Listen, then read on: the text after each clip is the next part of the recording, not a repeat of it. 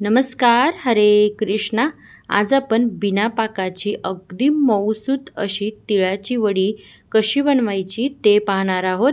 वडी बनवण्यासाठी इथे मी लोखंडी कढईमध्ये 1 कप पांढरे तीळ घेतलेले आहेत। त्यांना छान असं खमंग मंद गॅसवरती भाजून घ्यायचं।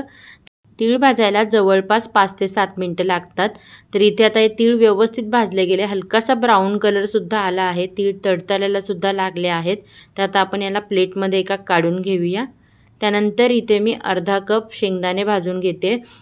इथे हे पहा, शेंगदाणे भाजले गेलेत, त्यांची सालं अशी निघायला लागली की समजायचे की ती व्यवस्थित भाजले गेलेत। तर आता यालाही आपण प्लेटमध्ये काढून घेऊया।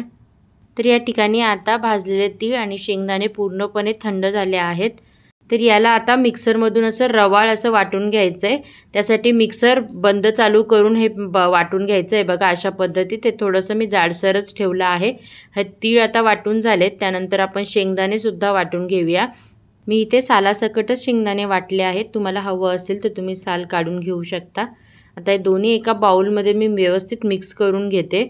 त्यानंतर यामध्ये घालायची वेलची जायफळ पावडर आणि एक खास पदार्थ ज्यामुळे वडी छान मऊसूत होते, ते म्हणजे 1 चमचा साय। तर आता हे व्यवस्थित आपण मिक्स करून घेऊया। आता पुढची कृती करण्यापूर्वी ज्या ताटामध्ये आपण वड्या सेट करणार आहोत त्या ताटाला थोडं तूप लावून घ्यायचं। तर इकडे आता कढईमध्ये मी 1.5 टीस्पून तूप गरम करून घेते। तूप वितळलं की लगेच त्यामध्ये गूळ घालायचा।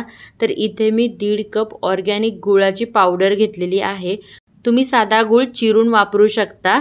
याला आता मंद गॅसवरती सतत ढवळत राहायचं आहे। इथे आपल्याला गुळाचा पाक नाही करायचा आहे, तर फक्त गूळ हा आपल्याला वितळून घ्यायचा आहे।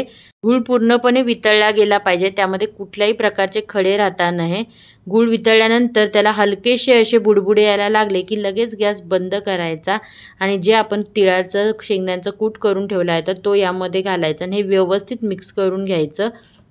इथे आपल्याला हात मात्र भरभर चालवायचा आहे, कारण एकदा का मिश्रण कडक झालं तर मग वड्या सेट होणार नाही। त्यामुळे हे पटापट मिक्स करून घ्यायचं आणि लगेचच तूप लावून घेतलेल्या ताटामध्ये हे मिश्रण काढून घ्यायचं आणि चमच्याच्या मदतीने असं थोडं थापून घ्यायचं। इथे हे मिश्रण फार गरम आहे, त्यामुळे आपण हात लावू नाही शकणार, हाताला चटके बसतील। तर आता हे व्यवस्थित थापून झालेलं आहे। तर यावरती आता थोडे वरून तीळ घालायचे आणि एका वाटीला थोडंसं तूप लावून घेऊन त्या वाटीने आता ह्याला व्यवस्थित असं प्रेस करून घ्यायचं। अशा पद्धतीने केले की तीळही छान वडीमध्ये बसतात आणि हे व्यवस्थित थापलं सुद्धा जातं। थापून घेतलेलं हे मिश्रण थोडंसं कोमट आहे, त्याच वेळेला याच्या वड्या पाडून घ्यायच्या। त्यासाठी सुरीला थोडंसं तूप लावून घ्यायचं, म्हणजे वड्या इझिली पडतात। तुम्हाला हव्या त्या आकाराच्या वड्या तुम्ही पाडू शकता। इथे मी चौकोनी आकारात या वड्या कापणार आहे। वड्या कापून झाल्या आहेत, तर आता या पूर्णपणे थंड झाल्यानंतरच काढायच्या, नाहीतर त्या कुस्करतात। तर या ठिकाणी आता या पूर्णपणे थंड झाल्या आहेत। तर आता मी तुम्हाला एक वडी काढून दाखवते कशा पद्धतीत आपल्या वड्या झाल्या आहेत ते। हे पहा, मस्त एकदम छान वडी आपली निघाली आहे। तूप लावल्यामुळे इझिली निघाली। आता ही वडी किती मऊ झाली ते तुम्ही बघू शकता। मस्त आहे बघा, छान मऊसूत अशी आपली वडी झाली आहे आणि वडीला छान टेक्स्चर सुद्धा आलेलं आहे। तर तुम्ही या पद्धतीने या संक्रांतीला मऊसूत अशा तिळाच्या वड्या नक्की बनवून पहा आणि तुमच्या प्रतिक्रिया मला कमेंटमध्ये जरूर कळवा। पुन्हा भेटू नवीन व्हिडिओ नवीन रेसिपीसोबत। तोपर्यंत स्वस्त रहा, सात्विक खा। धन्यवाद। हरे कृष्णा।